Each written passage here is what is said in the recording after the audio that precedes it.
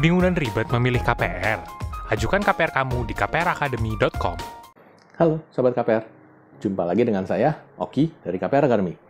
Pada episode kali ini kita akan bahas tentang saya mau beli properti pakai KPR. Tapi KPR-nya mau atas nama berdua dan nanti propertinya atas nama berdua juga. Bisakah? Oke, pertanyaan yang menarik sekali. Saya sangat suka ini. Saya percaya di balik pertanyaan ini pasti sudah ada bayangan tersendiri bahwa mengapa saya mau beli properti ini dan atas nama berdua. Mungkin logika sederhananya seperti ini.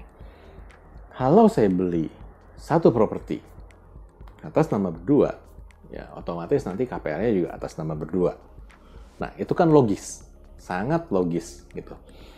Toh, berdua ini nama-namanya muncul di dokumen-dokumen legalnya maupun dokumen perjanjian KPR dengan pihak bank. Berarti nggak ada yang disembunyiin. Transparan. Seharusnya bisa dong. Oke, kalau bicara dari sisi logis tersebut, dari sisi argumen yang disampaikan, memang terkesan bisa. Tapi balik lagi, pada saat kita bicara soal komitmen terkait dengan KPR, ini kita nggak bicara soal komitmen jangka pendek. Tapi ini jangkanya panjang. Nah, jadi kalau teman-teman bilang, bisa lah seperti ini, tanggung jawab berdua 20 tahun. Oke, pertanyaan saya adalah, seandainya nih, amit-amit, salah satu dari teman-teman nih, yang namanya tercantum sebagai debitur KPR maupun tercantum sebagai pemilik dari properti tersebut, namanya kan ada 2A dan B, atau Tini dan Tono dah. Gitu.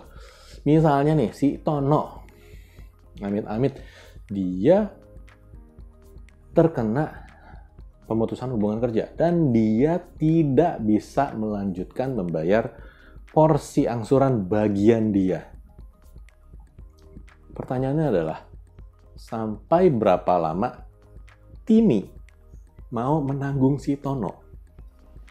Apakah selamanya atau bagaimana? Nah, belum lagi kalau misalnya sampai kejadian, misalnya maaf amit-amit juga, misalnya Tono meninggal dunia, seperti apa perlakuannya? Nanti tanggung jawab ke ahli warisnya dia seperti apa? Oh iya, ini perlu saya perjelas ya. Ini Tini sama Tono, contoh yang tadi ini bukan suami istri ya. Jadi dua orang yang berbeda. Nah, jadi terkait dengan insiden-insiden tersebut, misalnya kayak terkena PHK atau meninggal dunia, udah otomatis kan perlu ada hal-hal yang diatur. Selain dari itu, satu pertanyaan lagi nih.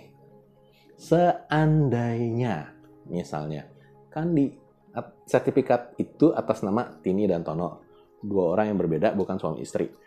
Seandainya Tini mau ngejual propertinya, tapi Tononya nggak mau, ini gimana? Ya Tono dong yang beli. Nah kalau Tononya nggak mampu untuk beli, gimana? Oke, jadi kembali lagi ya, saya coba simpulkan di sini adalah yang judulnya transaksi pembelian properti, apalagi yang menggunakan KPR, itu nggak bisa logikanya benar-benar sederhana banget. Oh ya, atas nama berdua begini gitu. Nanti di dokumen jaminannya, dokumen sertifikatnya atas nama berdua juga, gampang lah. Nanti bisa diatur lah ini itu. Nah, karena ini melibatkan produk keuangan yang nominalnya besar, jangka waktunya panjang, dan bisa jadi ada perbedaan kepentingan antara kedua pihak tersebut, maka ini pihak bank sudah mempertimbangkan baik-baik juga. Untuk kondisi yang seperti ini, otomatis nggak mau dilayani sama pihak bank. Kenapa?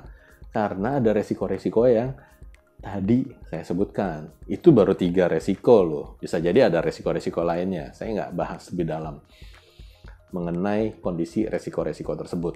Tapi dari 3 contoh resiko tersebut saja, itu 3 contoh itu udah bikin sakit kepala gitu.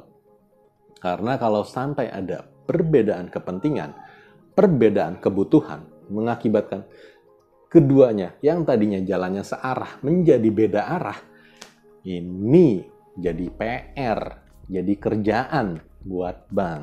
Nah, bank nggak akan mau ngurusin yang begini-beginian. Kenapa? Karena udah nggak ada duitnya lagi. Gitu. Ini kan mesti ngurusin masalah administratif gitu loh. Ini jadi haknya siapa? Ini haknya siapa? Ini bagaimana? Itu udah terlalu ribet. Jadi, karena bank berpikirnya konservatif dan tidak mau ribet untuk masalah-masalah potensi, masalah-masalah hukum yang mungkin timbul di suatu saat, otomatis bank memutuskan nggak mau melayani pengajuan KPR oleh 2 orang untuk beli satu properti atas nama berdua. Jadi, buat teman-teman yang kepikiran hal seperti ini, jadi ingat ya, hal seperti ini memiliki potensi hukum yang bisa merepotkan di kemudian hari. Jadi, sebaiknya hindari transaksi yang kayak gini. Kalau teman-teman mau beli tanpa menggunakan KPR, saya sarankan juga sebaiknya dihindari saja masalah kepemilikan properti bersama tersebut kalau belum terikat dengan istilahnya hubungan pernikahan. Kalau sudah terikat hubungan pernikahan kan udah jadi harta bersama. Tapi kalau belum, ini masih 2 individual, 2 subjek hukum. Dan potensi repot kalau suatu saat terjadi hal-hal yang kurang diinginkan. Oke, sampai di sini dulu pembahasan kali ini. Semoga teman-teman bisa dapetin insight yang menarik dan bermanfaat buat teman-teman juga. Dan jangan lupa share ke teman-teman yang lain ya, supaya lebih banyak orang yang tahu dan paham serta lebih kritis lagi di saat melakukan transaksi pembelian properti maupun pengajuan KPR. Oke, sampai jumpa di episode berikutnya. Bye.